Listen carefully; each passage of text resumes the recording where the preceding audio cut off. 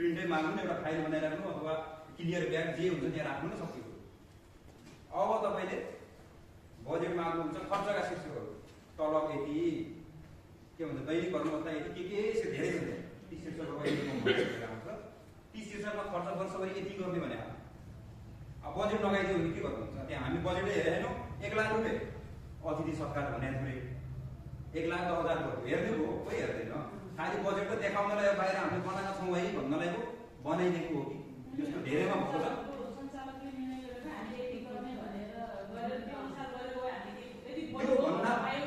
बढी पाइएन नि त्यो भएको त्यो किन हो भने बजेट कहाँ जान्छ भन्नु त साधारण सभामा पारित गर्छौँ कि हामी त्यो कुरो साधारण सभाले त्यो अनुमोदन गरेको कुरोभन्दा बढी गर्नै मिल्दैन भोलि त्यो बजेट सकिन थाल्यो भने उसले रकमानको कुरोहरू गर्छ भनेको एउटा शिक्षकबाट अर्कोमा सार्दै मिल्ने व्यवस्था छ त्यो भनेको निर्णयहरू गर्छ त्योभन्दा नि पुगेन फेरि निर्णय गर्छ पछिल्लोबाट अनुमोदन गर्न त्यसो परिस्थिति विशेष आयो भने बजेट त नाग्नै मिल्दैन नि बजेटलाई कर्मचारीले के गर्नु पर्यो यो एकदमै हाम्रो तपाईहरु आफ्नै सबै परिवारकै हुनुहुन्छ कर्मचारीमा प्राविधिक स्किल चाहिँ हुनैपर्छ कि कुरो बुझ्नु नि भनेको कस्तो हुँदो रहेछ भने पुरानो संस्था हुँदैन कर्मचारीहरूलाई सबै कुरो थाहा छ तर यो कुरो अब एक्सनमा ल्याउनु पर्यो अथवा बोर्डमा टाइप गर्नु शीर्षक त हुन्छ नि त अब बजेट भने खर्च मात्रै होइन आम्दानी पनि कसरी कमाउने बजेट हो नि त लगानी यति गर्ने वसुली यति गर्ने भाका नागेको यति घटाउने पाउनुपर्ने ब्याज यति घटाउने समूह यति बढाउने सबै कुरो चाहियो त्यसको लागि कति मेहनत लाग्छ उनीहरूलाई भन्ने हो भने मजाले भन्छ तर त्यो कुरो व्यवहारमा उतार्नु पर्यो सञ्चालन त्यसलाई पास गर्नु पर्यो साधन जानु पर्यो भने तपाईँहरू चेक गर्नु पर्यो कि त्यो बजेट छैन भने बजेट बनाउनु पर्यो भएन यो त के हो यस्तो भन्नु पर्यो अब साधारण सभाले पछि बजेट बनाएकै हो है धेरै संस्थामा चाहिँ रजिस्टरमै लेख्ने चलन पनि छ है भनेको त्यो रजिस्टरमा यसरी खर्च गर्ने यसरी भन्ने छ त्यो भयो भने तपाईँलाई हेर्नुहुन्छ नि त माग्नु चाहिँ होला त्यो नभए के चेक गर्नु दैनिक कर्मचारीको बजेटै नागे के हेर्नुहुन्छ है ल बजेटमा विशेष ध्यान दिनु होला त्यो सँगै बजेट कसरी बनाउँछ भने व्यवसायिक योजना भन्छ 3 वर्ष 5 वर्ष व्यवसायिक योजना बनाउँछ भनेको आगामी 3 वर्षमा हाम्रो संस्था यहाँ पुग्छ भन्ने व्यवसायिक योजना बनाएको हुन्छ त्यसलाई टेकेर भने त प्रत्येक वर्ष त थप्नु पर्यो नि त 2100 थप्ने हो कि 70 थप्ने हो कि अनि त्यसलाई चाहिँ त्यही अनुसार चाहिँ काम गर्नु पर्यो यी कुराहरू हजुरले बजेटमा हेर्नु होला ल अरू कार्यविधिहरू तपाईँहरूले झन् सञ्चालन भन्दा नि बढी पढ्नुपर्ने है कार्यविधि चाहिने कुरो के भने विनियम हुने पर्छ विनियममा तपाईँहरू हेर्नु होला एउटा पहिले लेखिराख्नु त्यो कमेन्ट तपाईँहरूले कैफियत तपाईँहरूले दिन सक्नुहुन्छ के छ भने संस्थाको सेयर पुँजी एउटा लिमिटसम्म विनियममा लेखिएको छ सेयर पुँजी 1 करोडसम्म हुनेछ अधिकृत सेयर पुँजी 1 करोड हुनेछ भने 1 करोड 10 लाख हुन्छ अधिकृत 10 लाख हुन भनेको छ कि भनेको स्थापना गर्दैन त्यसपछि त्यसलाई चेन्ज गर्दै जानुपर्छ कि जतिले बढ्ने हो त्यतिले बढाउनु भित्र लेखेको छ विनियममा त्यो कुरा हेर्नु न के भएको मिडिया किन नमिडिया भनेर साधारण सभाबाट त्यसलाई पास गर्दाखेरि हामीले सेयर त्यति बनाउनु भन्नुपर्छ कि त्यो भनेको जुनमा हाम्रो दर्ता भएको नियमन निकायमा पेस गर्नुपर्छ उसले यस्तो गरिदिनुपर्छ सेयरै खरिद गर्नु पाउँदैन त्यस्तो हुन्छ नियम भनेर अनि प्रवेश शुल्क उसमा 100 रुपियाँ लेखेको छ 500 रुपियाँ उठाइदिनु विनियम भनेर नियम खास भनेको त उसको संविधानै भनेर विनियम पालिकाबाट प्रमाणित गरेको अनि उसमा 100 रुपियाँ प्रवेश शुल्क भनेर उठाएको कति छ 500 अथवा उता 500 भन्दा अरू उठाएको 100 रुपियाँ त्यो त भएन नि त नियम अनुसारै चलाउनु पर्यो कि हामीले नियम बनाइसक्यो अब आजको विषयवस्तुहरू मैले यति कुरामा राखेको छु पछि देख्छु नि के भयो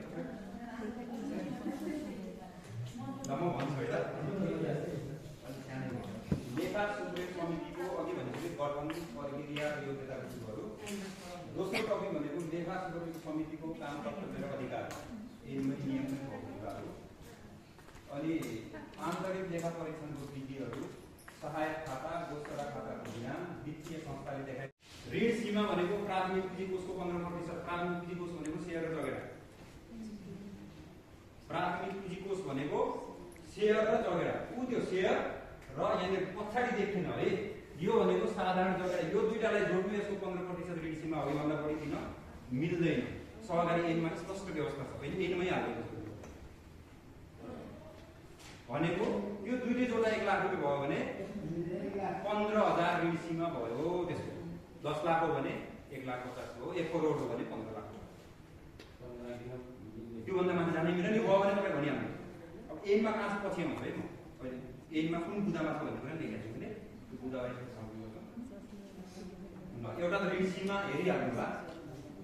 अर्को कुरो ब्याज दरको कुरो है। ब्याज दर भोलि सरले सिकाउनुहुन्छ व्यापारमा कति प्रतिशत, व्यापार भनेर व्यापार है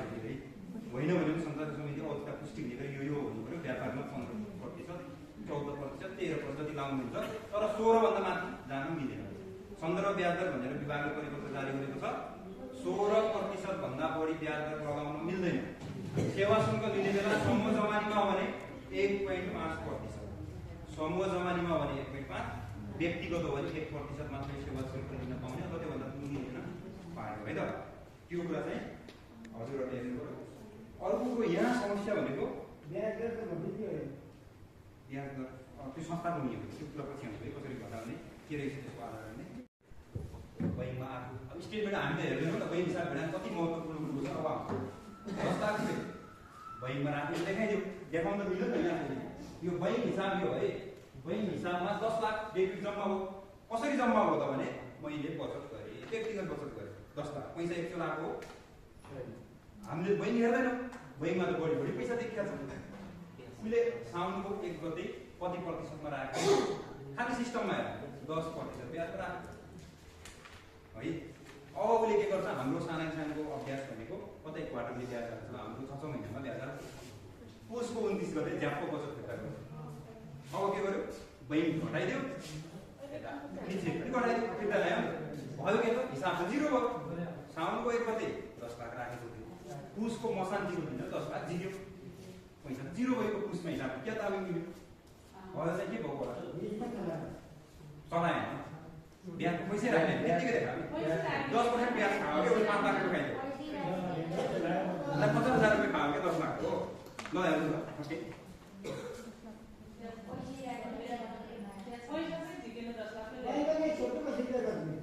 हाम्रो बैङ्कले सिस्टमको मतलब सिस्टम त चलाउने नियम त म म्यानेजर हो हेर्नु मैले भने बुझ्नु पनि सबैलाई यस्तो सोचेछु आफ्नो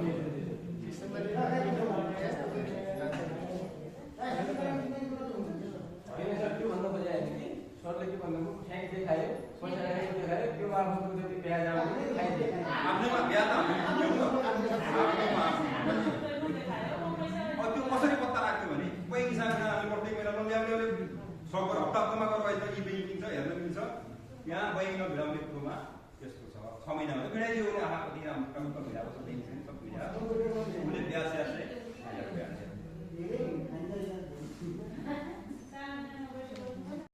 अगाडि जानै थिएन, त्यो हुँदा पनि है। अब पुसभित्रै सक्नु पऱ्यो। त्यसो हो भने कोरम पनि पुगेको हुनु पऱ्यो, सबैको सिग्नेचर निर्णयका पानाहरूमा पनि हुनु पऱ्यो। यति हजुरहरूले हेर्नुभयो भने एउटा ठुलो जोखिम चाहिँ हाम्रो टर्छ है। साधारण सभा यो कुरा हेर्नु होला। साधारण सभा अर्को स्लाइडमा पनि मैले त ल्यापटपले कपी गर्ने बेला म त्यो हजुरहरूको सक्कर ग्रुप बनाएर केही कुराहरू सेयर गर्छु। त्यसपछि सञ्चालक समितिको निर्णय पनि पढ्नु होला न है। यसो निर्णय पढ्नु होला, प्रत्येक पानामा सिग्नेचर हुन्छ। धेरैको त सिग्नेचरै देखेको उपस्थितिमा सिग्नेचर भएको छ, त्यो म्यानेजरले सुई लेखाएर पास गर्नुमा यस्तो हुँदैन नि है। त्यो गर्नै भएन, तपाईँहरूले भनिहाल्नु पऱ्यो। तपाईँले त्यो लिखित रूपमै सञ्चालकले माग्नु, व्यापारको भुक्तानी तालिका, पशुपालनको भुक्तानी तालिका, कृषिमा लगानी गरेको भुक्तानी तालिका, वैदेशिक रोजगारीको भुक्तानी तालिका मलाई दिनु न, म भन्छु है। के हो, एउटै किस्ता आउने, तर के चाहिँ भनेको छ विभागले, प्राधिकरणले के भनेको छ भने ग्रेस अवधि दियो है, जति दिन पाउँछ भनेको उसलाई काम गर्ने अवधि दियो, त्यसपछि 3 महिनामा किस्ता आउनुपर्छ भन्नु पनि त्यो लेखेको छ है, प्राधिकरण निर्देशनमा छ। ग्रेस अवधि दिन पाइयो। सुन्तला खेती गर्छौ भने 3 महिनामा किस्ता बाँधे कहाँबाट दिन्छ, 4-5 वर्ष कति लाग्छ हजुरलाई थाहा हो भनेपछि त्यो टाइम दियो, 4 वर्ष ग्रेस पिरियड दियो, त्यसपछि किस्ता बाँध्नै पऱ्यो, 3 महिनामा किस्ता आउनु पऱ्यो, ब्याज चाहिँ नियमित तिर्नु पऱ्यो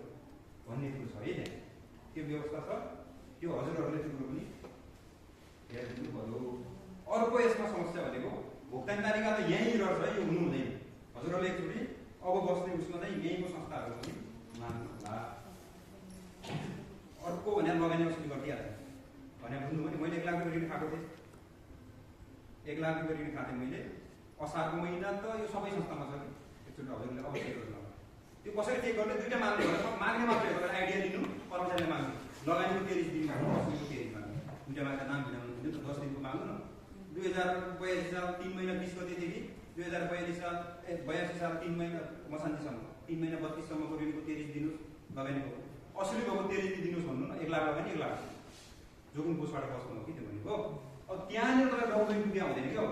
त्यत्तिकै हानिदिने लगानी असली त्यत्तिकै पनि होइन कि पाउनुपर्ने 1 लाख रुपियाँ थियो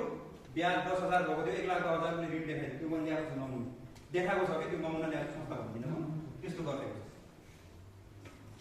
त्यो कुराहरू हजुरले मसान्तीको पुसको जोड दियो कि उसले ब्याज तिर्न भन्छ यो गर्यो भने 5 लाख रुपियाँ जरिवाना भन्ने स्पष्ट व्यवस्था सरकारी पाका नागरिक जोखिम कोषमा पैसा संस्था लस देखिन्छ त्यही हो त्योबाट बस्नलाई नै त्यसो गर्दै हुन्छ त्यो पाउँदैन के चाहिँ पाउँछ भने अब के लेखा छ भने ऋण पुनर्तालिकीकरण गर्न मिल्ने भनेको छ तर विगतमा असल ऋण हुनु पर्यो तर 3 महिनासम्म मात्रै किस्ता सार्न मिल्ने भन्यो असारमा आउने किस्ता चाहिँ असोजमा सार है किस्ता मात्रै सार्ने भन्यो तर सदस्यबाट निकाल्ने सञ्चालक समितिले ठिक छ भन्नुभयो सेवा शुल्क दिने अहिले सेवा शुल्क लिएको थियो कि कतैमा सेवा शुल्क दिनै पाउँदैन नि उसलाई सुविधा दिएको तपाईँले तिर्न सक्नु भएन ब्याज मात्रै तिर्नुहोस् तपाईँ 3 महिना किस्ता सार्दिन्छ भनेर तपाईँलाई एन मात्रै टेक्ने हो नि त व्यवहारिक कुरो हामीलाई एनमा चाहिँ भने त्यही कुरो है 3 महिना सार्नु मिल्छ त्यो भनेको है तर विगतमा चाहिँ 18 कोटी संशोधन होइन भने 18, 20, 25 कोटी संशोधन भने 25 किस्ता उसमा लाख रुपियाँ कसरी साधन गर्नुभयो बेसी खर्च गरे होइन भने नगदै हुँदैन नि त सिस्टममा एउटा नगद देखाएको थियो त्यो अरू नगद चलाइसक्यो कि उताबाट बुझ्नुभयो भने भनेको पेस्की लिएर काम गर्नु पऱ्यो नि त अथवा पेस्की नलिकन कुनै काम गर्छु कुनै तालिमै छ जुन संस्थाले जाँदैन त्यहाँ नगद चलेको छ तपाईँहरू लेखेर राख्नु है कति नगद चलाएको 10,000 चल्ला 20,000 चल्ला भनेको जाने बेला चाहिँ तपाईँको के हुनु पर्यो 1,000 इन्टु एउटा नगद 500 इन्टु एउटा कति छ त्यो सबै चाहिँ हुनु पर्यो सबै छ कि यो कुरो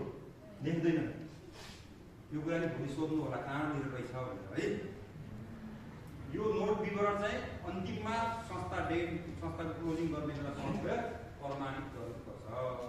नोट यो नोट प्रमाणित गरे यहाँ 1 लाख हो यो प्रमाणित गरेको कुरो योसँग नगद हिसाबसँग मिल्यो यो संस्थाको नगद कति छ 6,34,000 रुपियाँ छ 6,34,966 रुपियाँ नोट नगदी विवरण पनि हुनु पर्यो यति गरिदियो भने मिल्छ सुशासन हुन्छ है त्यो त एकदम हेरिदिनु होला नोट मिले छैन भने त्यो किनभने तपाईँ गएर हेर्नु न जुन दिन बैठक बस्नुहुन्छ त्यो बिहान जानु 10 बजे ठ्याक्कै खुल्ने बेला त्यो नगद गर्नु त भन्नु नगद हेर्नु मिलिहाल्छ सिस्टम जसलाई किन नगद देखेको छ ब्यालेन्स सिट अथवा वार्ता प्रिन्ट गर्नु भन्नु नगद गर्नु त त्यति गरेर देखाउनु यो चाहिँ अन्यमा चाहिँ म त्यति हेरेँ होइन यो कुरोहरू अर्को कुरो दिनदिनै एकचोटि काम गरेर सधैँभरि हेर्न मिल्ने गरी बनाउने तपाईँले गएर त्यो माग्ने भने कि इन्टरनेट ब्याङ्किङ खोल्नुहोस् आजको डेटको ब्याङ्क देखाउनुहोस् प्रिन्ट गर्नुहोस् भन्नु न चाहियो कि त्यो सबै ब्याङ्क दिन्छ हाम्रो ब्याङ्कको पनि छ है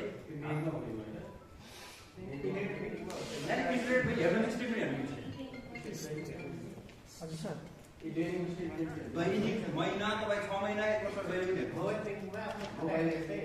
मोबाइल ब्याङ्किङ होइन है फेरि मोबाइलबाट चलाउनु मिल्दैन इन्टरनेट ब्याङ्किङ भन्छ अब यो यसमा भयो अर्को ल्यापटपमा त पछि म देखाउँछु भोलि नभए देखाउँछु कसरी हुन्छ युजर आइडी पासवर्ड हुन्छ स्टेटमेन्ट हुन्छ है त्यहाँ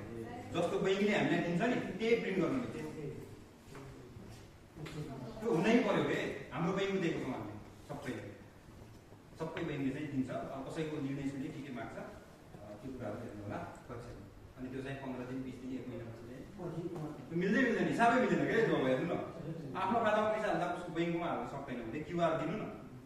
त्यो चाहिँ भएको छ है पहाडको अक्सर पहाडहरूको आउनु भएको छ यता भने तपाईँको संस्थामा त्यसको समस्या देखिएको छ है व्यक्तिको खातामा पैसा आउनु हुँदैन त्यही भएर प्रत्येक दिन ब्याङ्क भिडेन भने तपाईँ बुझ्नु न 500 दिन त्यसको स्याम्पल माग्नु ल यो पनि हेर्नु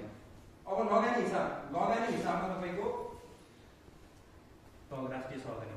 सिआरपी यी कुराहरू लगानीमा हुन्छ यिनीहरूको हजुरले हेर्दाखेरि के गर्नु पर्दैन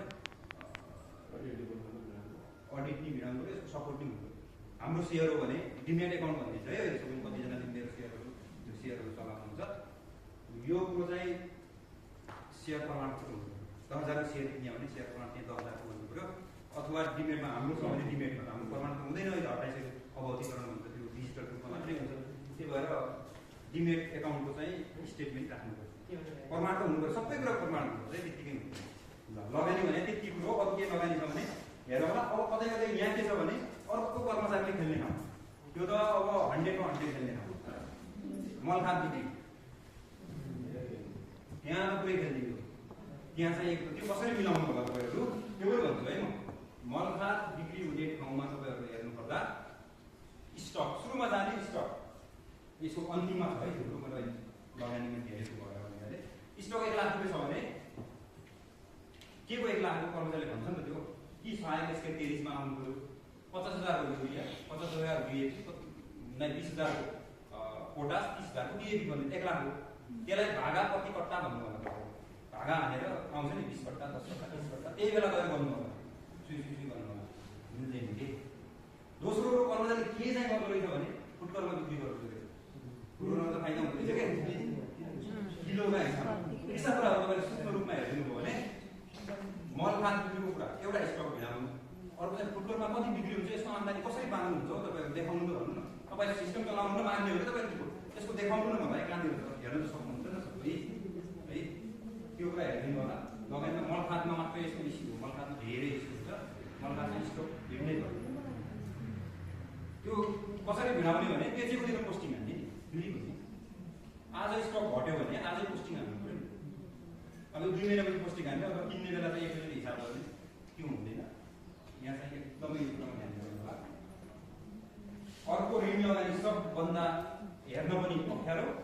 समस्या देखिएको पनि यही हो ऋण लगानी।